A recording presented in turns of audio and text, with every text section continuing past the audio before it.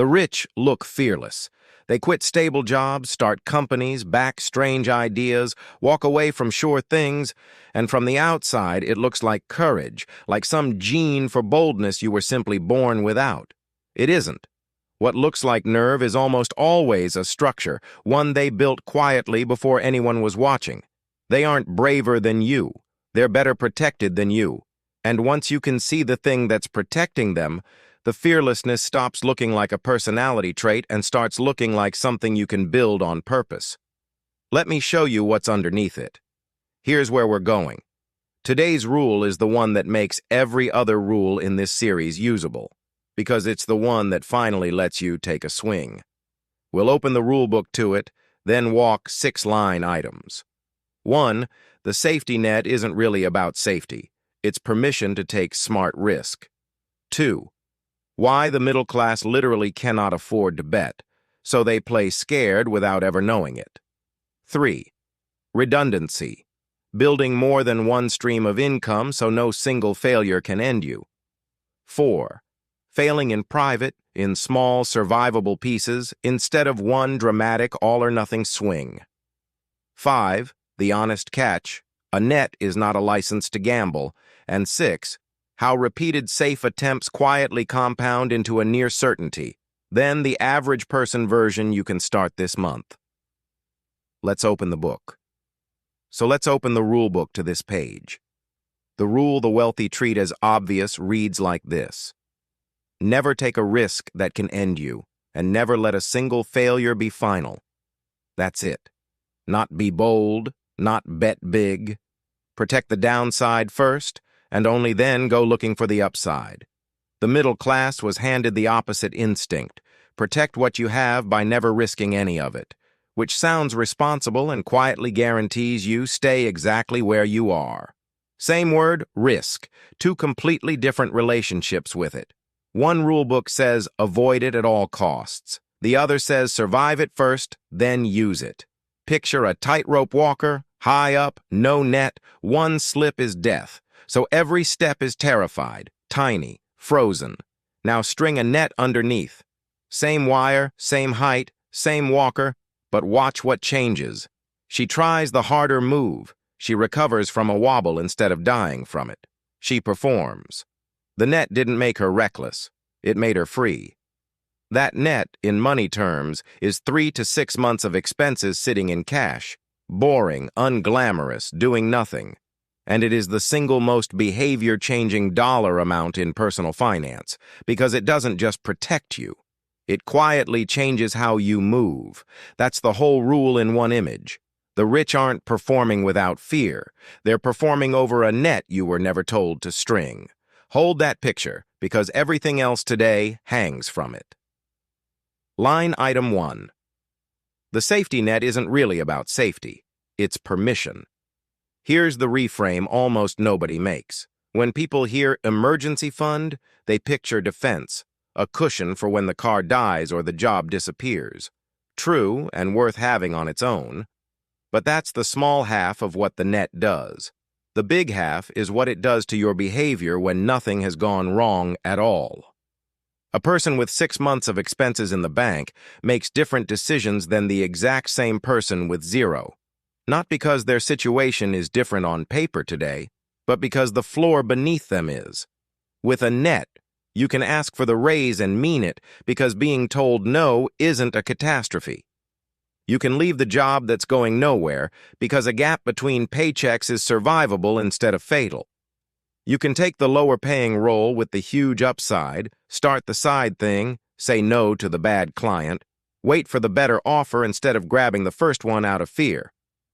Every one of those is a smart risk, a bet where the upside is large and the downside is survivable. And every one of them is invisible to a person living paycheck to paycheck, not because they're less brave, but because for them, the downside isn't survivable. That's the secret the fearless-looking rich are sitting on. The net-turned risks that would end you into risks you can simply take. They're not bolder.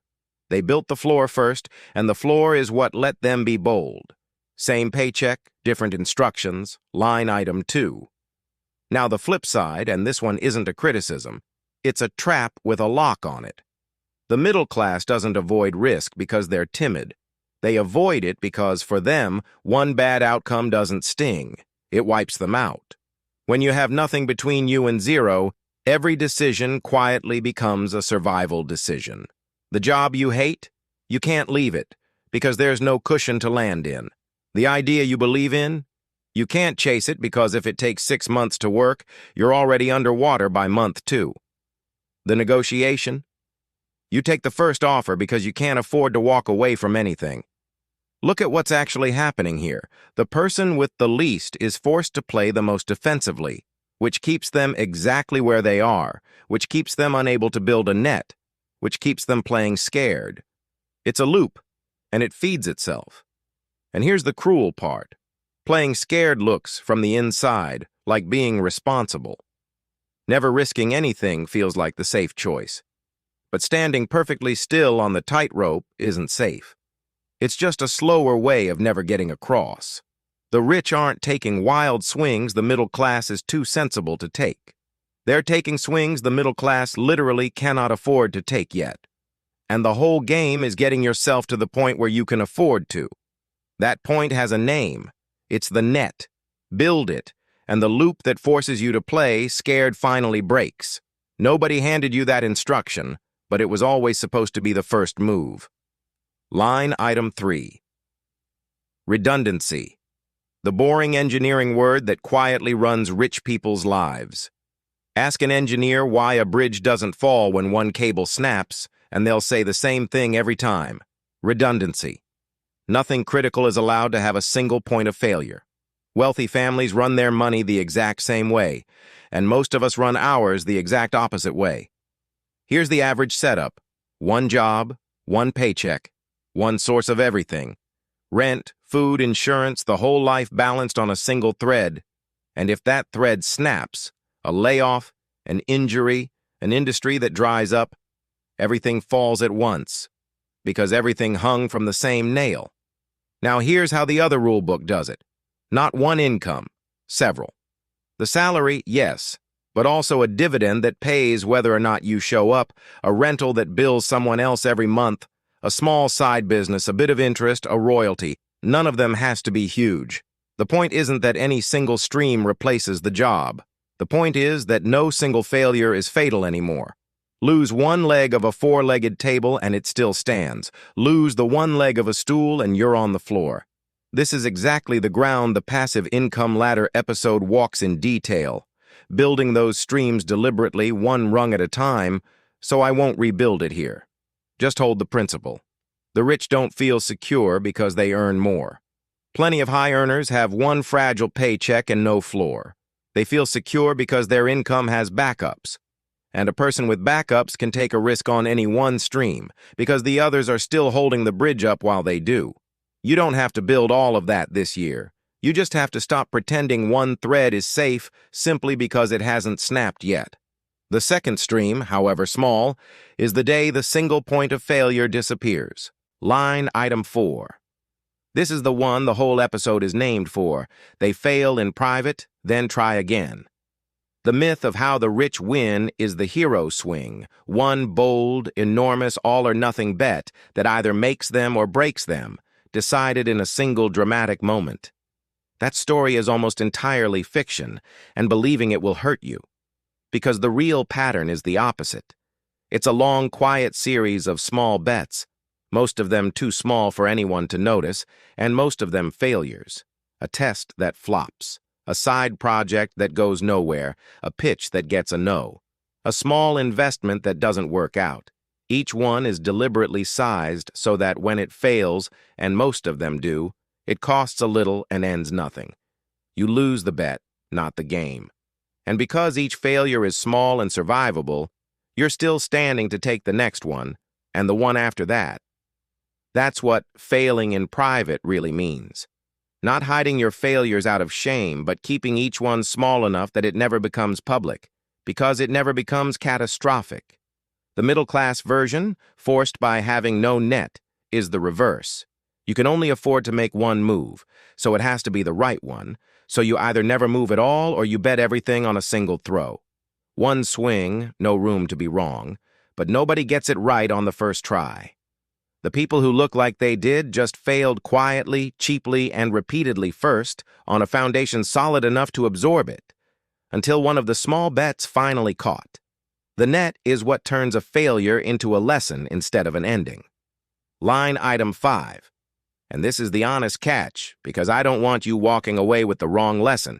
A safety net is not recklessness insurance. It does not make bad bets good, and it is not permission to gamble. There's a real difference between a smart risk and a gamble, and the net only ever justifies the first one.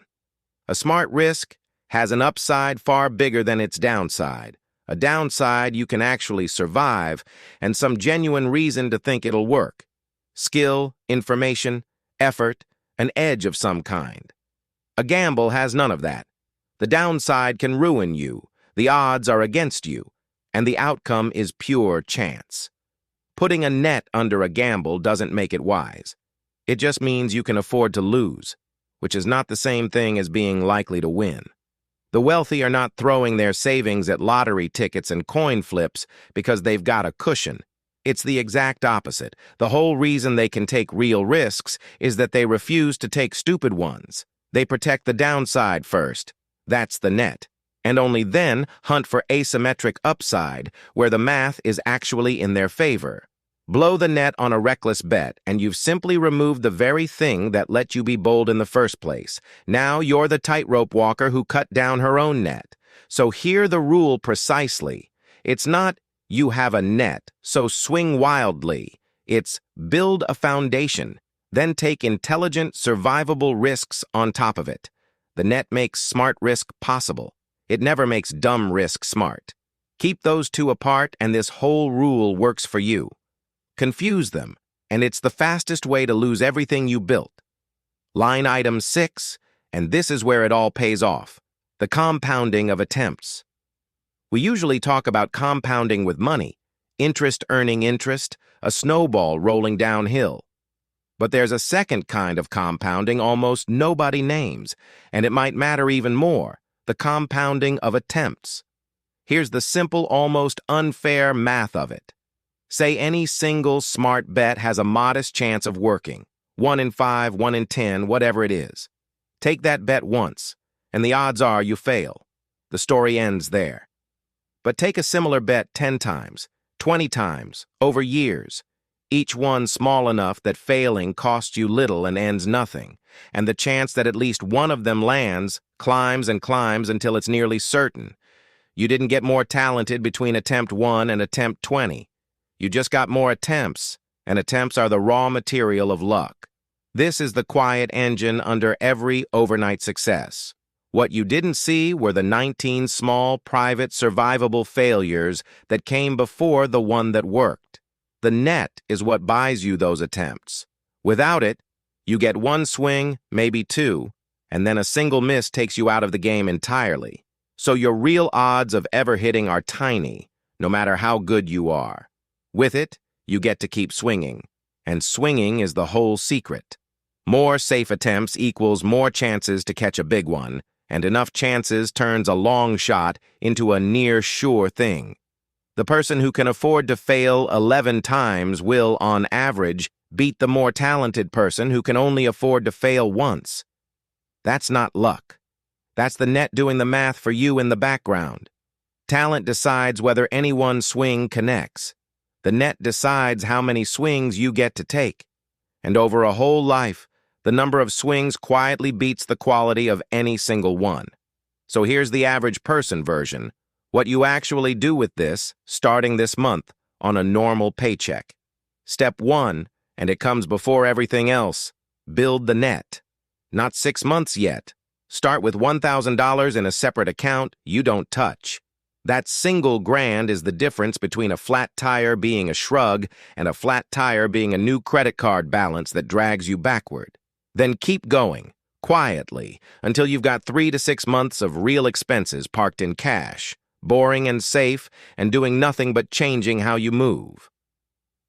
Step 2. Only once that floor exists, take one small, smart risk. Not your life savings. One survivable bet, sized so that if it fails, it costs a little, and ends nothing. Ask for the raise. Start the side thing for $100. Pick up the skill, apply for the reach job, test the small idea. One swing you can afford to miss.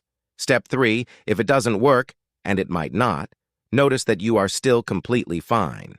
That's the whole point. That's the net doing its job, so take another. That's the entire method the fearless-looking rich are quietly running. Floor first, then small survivable swings, repeated. You don't need to be braver than you are. You just need to build the thing that makes bravery affordable, and then let the attempts compound. So tell me in the comments, what's one smart risk you'd finally take if you had a real safety net under you? I genuinely want to read those. Remember, this was a different rule book than the one most of us were handed, and now this page is yours. This is education, not financial advice, just the map, laid out honestly. Next time we close the whole thing out, the finale, where all 6 rules snap together and you see why no raise on earth can fix a broken rule book. It's the one that ties the series into a single machine. I'll see you there.